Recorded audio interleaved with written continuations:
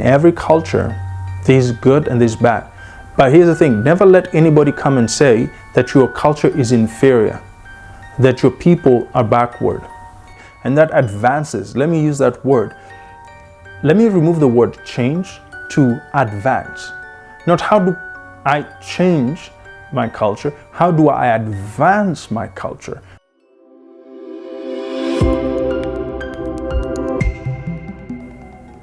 Hi guys, and welcome to Actualize. This is Dr. Casper, picking up some questions for you. As always, I have not read these questions, and I'm about to review these questions right now. Traditions and the role of traditions. So, if traditions is an interesting topic to you, I'm ready to dive into these questions. As always, please follow along and comment on your thoughts on these questions, right? All right, so let's begin. Question number 1. What role do traditions play in shaping cultural identity and community? Wow, okay. What role do traditions play in shaping cultural identity and community? You know, there's sometimes a negative connotation that comes with the word tradition, right? People are called traditionalist. Oh, those people are backward, right? They don't understand the new school. But you know, there's something very fundamental about tradition. Tradition becomes the footing by which future generations can build up. And so I believe traditions are very important, right? And so don't ever buy the idea that things just come random. Things come from somewhere. There is a tradition that builds culture, right? And culture is very important, right? And so I want you also to think about the negative side. Not the negative, but I want you to think about the positive side of tradition. Because if you have a healthy culture, right, in your workplace, and you love going to work and all this, it's because it's a tradition, right? It's founded on the right principles, right? And so if you want to foster positive culture at home, at work, with friends, you need to understand what are your values, and traditions are part of this idea of values and norms that build our identity, right? And here's the thing, when people lose their identity, when people lose who they are, right, they lose a certain amount of power. Identity, it really gives you a definition of who you are. And I love to believe that our identity begins with the phrase of all men are created equal, right? God is the ultimate creator of life. And so our identity as human beings comes from God, not from man. If you start your identity from man, they'll tell you what you are, and many times they'll try to belittle you and to take something out of you. And so when you realize you're created with a purpose and for a reason to be here in this time and this age, that's where you start your identity. Created in heaven, right? Then you are assembled somewhere on earth to serve your generation. How can you preserve and pass down traditions to future generations? Ooh, this is difficult, depending on where you are. If you are in the original place where the tradition came from, right? I always say monocultures, right? Like if you think of like Japan and some of these places where a lot of people are the same, it's easy maybe to maintain a culture and tradition. It's a little bit difficult if you go to places like the United States, or you go to a capital city of many nations where there's so many cultures coming in. And so I think if you're trying to create culture, it requires a lot of intentionality, right? You have to have a lot of intentionality, which means write it down. And here's the hard part. You need to turn the TV off. You need to put the headphones down. You need to turn the cell phone off. And you need to sit down with your family members, and you need to talk about who are you as a people? Where did you come from? It's very interesting. I had this discussion with my daughter recently of who are her people? Where did she come from? Right? Where does her name come from? All these things. So she can understand that we are, we are all a tree, I told her, right? We're all a tree. She's a fruit. Her mom is the branches. I'm a trunk. Jesus Christ is the root. And that is the value system of my family. And so I have to teach this culture, I have to teach it. And that's the only way you pass something down, is you must teach it and show its value, okay? Otherwise, in 1 or 2 generations, it'll be gone. How can you create new traditions and incorporate them into your life? This is awesome. You know, I told one of my cousins one time, a lot, or let me put it the other way so it's more shocking. Some of the things that you are taught by your family members, by your parents, by your teachers and your guardians is wrong.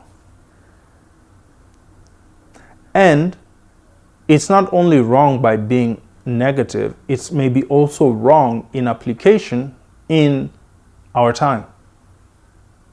But many of the things you learn, the vast majority, most of the time, are good. Okay? So with that framework, you understand that you are a byproduct of a tradition. And they're good and they're bad. You don't throw away the whole tradition because there's some negatives. Okay? What you learn to do is you prune. You prune. The things that you learned, the things you picked up that are just not useful for you and your legacy in the future. And then there are other things that can add value to you. So you pick up those things. You add them to your life. And those things enrich you, enrich your family, enrich your community. And that's how I would say, right? Realize in every culture, there's good and there's bad. But here's the thing, never let anybody come and say that your culture is inferior, that your people are backward, that you need to become more like them in order to have greater worth. No, that is false. And what they're doing is stripping you of your identity. What you need to do is look into your culture, preserve and maintain the best qualities of it, while looking at best examples. And if there's something that is going to add value, then bring it on board. Don't be scared of change. Now, that's the other part of it. Don't be scared of change, right? Because, like I said, there are things you're going to learn that will challenge your preconceived notion. I always tell my students that we are a byproduct of political socialization, in which there are many things we pick up and we believe are 100% correct, and we're willing to fight and defend them to the death, right? But here's the thing. As an empiricist who loves research, I let the data guide me. And I'm very okay if you present enough data and enough information to be able to say, you know what, in this area, I'm probably wrong. There's a higher probability that what I'm thinking and what I'm holding on is negative and will add no value. And so I'm willing to pick up this new information if it adds value to the future. Question number 4 now. What is the difference between a tradition and a habit? What's the difference between a tradition and a habit? It's all down to the level of institutionalization, right? I'm going to talk like a political scientist. Institutions are repeated human behaviors in which there is an axiom, an idea, okay? That idea or that axiom, the atom of ideas, you build on it and you create principles, and you build on it and you create norms, and you build on it and you create habits, okay? So habits are in the level of norms and sometimes getting to principles. But here's the thing, they don't really graduate necessarily to a tradition, because when you think about tradition, tradition crosses the next step. The next step is solidified principles that lead to laws that govern your life, and then finally laws create institutions, right? And so it's the level of institutionalization, from just idea to norm, habit, to principle, to laws, to institutions. So it is an early phase of getting to tradition, but it's not been repeated enough times. It's not been codified. In other words, it's not. It doesn't have what we call punishment. I don't know how to even phrase it correctly. Usually when you violate a tradition, the people in that society will there's a source of ostracization or some type of punishment that happens. So you know, hey, when it comes to this thing, do it this way and this way. That's in the world of tradition, okay? But a habit is not exactly there. So that's how I would separate this. But of course, I probably need to think about that more because that's quite an interesting question. Number 5, how can you respectfully participate in or learn about traditions from other cultures? How can you respectively participate in or learn about traditions from other cultures? I love to study other cultures, I'll tell you personally. And I believe there are many people who are welcoming, right? I'm not going to say everybody is going to be welcoming towards their tradition, but there are a significant number of people who will let you in. It's about your attitude. It's about your attitude. If you come from a tradition or a place where you are mentally taught about superiority, or you naturally think of other people like, hey, those are that, right? Those are whites, those are blacks, those are Asian, if that is where you're coming from, you will become, you will not be welcomed, and you'll be offensive because you will have a negative connotation about other people's foods. You'll have a negative connotation about, I remember one time I brought in something, a chapati, but I didn't say it was a chapati. I just said it was a bread, a type of African bread.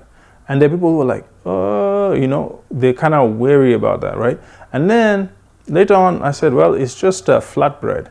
And one person said, why didn't you say that? I said, why couldn't you eat it when I said it was an African bread? So that shows you where their mind is, right? They're closed off. They have a negative connotation about a place, all right? And so this is one of the things I said is that we have to accept that many of us are biased, right? We are biased against people groups. And that's part of learning. When humans grow up, you are taught you're different from this person and that person. You're taught that you're superior to that person. Now, you may not think it. Most of us have actually been taught subconsciously, not in a classroom, but you are taught you hear conversations that uncles had, aunts had, your parents had about these different groups, and that's how you believe they are. And so everybody in that group, you already prejudge them. You might think you're holy, you might think you're a Christian, you might think you're a person of faith and all that stuff, but you're carrying all this baggage, right? And the fact that you do not acknowledge and you act like, yeah, I'm clean, I'm not, I like when people who say I'm colorblind. That is the dumbest thing I've ever heard, unless you are medically colorblind. Everybody can see color. Even children understand their different colors. And we all understand their different cultures. So I'm not colorblind, okay? And yes, I understand. People judge books by their cover. And so when you accept that, then it's a little bit easier to say, hey, let me see what biases I have so that I can approach people with curiosity and say, hey, I'm just interested to know more about you. I'm more interested in this, right? If something like, I don't have to accept everything. If I'm presented with something, I can say, hey, can you explain a little bit more what this is? And then if I can't take it, I can always say, hey, can I respectfully not eat that? Can I respectfully, somebody feels like you did not simply throw away or hush their culture because you thought you're superior to them. Last question. What are some ways to modernize or update traditional practices without losing their essence? What are some ways to modernize or update traditional practice? I love this question because I do believe in modernizing and updating traditional practices. I know that is an offense for some who are more conservative on this. The reason why I think there are good and negative, as I said, I don't think you have to be honest and realistic that there are certain things that just either are not applicable or that were actually negative. And so I believe now, not from an outsider, right? I'm not also saying that you should change it based on another culture, because many times there are these people who are globalists and people who are coming from certain civilizations, and what they want to do is, you need to change your culture based on my perception of how y'all do things. That's not where I'm coming from. Within your own society, within your own culture, can you update certain things, right? Let me just use something very simple, clothing, right? You can update your clothing, you can update your fashion to improve on it. And that allows people who are artistic to be even more creative with your music, to be even more creative with clothing, and that advances. Let me use that word. Let me remove the word change to advance. Not how do I change my culture, how do I advance my culture? Because advancing is about how do I add value to what pre-exists. And sometimes when you're trying to add value to a piece of cloth, you need to cut it. Some parts of it, retain most good of it, and improve on it. And that's how I wanted to think. How can we advance our cultures, language, and the rest, and add value, right? And so that is how I would say you should do. Finally, remember what I said. They're axioms. The base axiom, right? The atom, the idea behind the tradition, right? So if there's something negative, like some negative actions coming out, doesn't mean the original axiom was wrong or the original principles were wrong. You can maintain the axiom and the principles while changing some of the acts that are negative, right? But if you just are led by some foreign groups, some foreign civilizations, some globalists, then what's going to end up happening is you're going to be told, throw away your culture and pick up our culture because it's superior, it's better, and it provides more rights and freedoms. Well, that's a lie, okay? Every culture is valuable. The people who created those cultures and those traditions, some of them date back thousands of years. So do not lose who you are. Do not lose your identity. Do not lose what is special. God created man in his image. Therefore, we all look like God in spirit. He created us that way. But he himself chose to assemble us in different parts of the earth. I did not choose to be an Agikuyu. I did not choose to be a Kenyan. I didn't choose to be what I call a global centrist, a member of the Swahili nation. I did not choose these things. I was born. I was assembled. And so you have to value some parts of this, right? And even your faith. I'm a Christian. There's traditions and cultures in it. Now, does that mean every part of everything is good? No, there are many things that are man-made and many things that, since man is there may be errors. It's our ability to shift and change errors while maintaining the essence of our traditions that makes us great and make us advance. So go forth and advance your culture, make it great. If you can, in the comments below, let us know what your culture is. Let us know where you're from. Let us know something that is significant about your culture and things that you want to keep and advance. Okay? And so with that being said, thank you for watching. I hope today you have gotten some benefit and that I hope you're actualizing with us. As always, go watch some of our videos and topics that you need. And please share, like, subscribe. Join the Actualized family, join the village, and let's grow together. This is Dr. Casper. Until next time, bye-bye. How can you respectfully practice in... Okay, not well stated. Let me repeat that. Okay, all right. Now, all right. How can you create new traditions? And okay, all right. Welcome to Actualized Talks, your destination for purpose discovery, setting vision goals, and fostering leadership growth.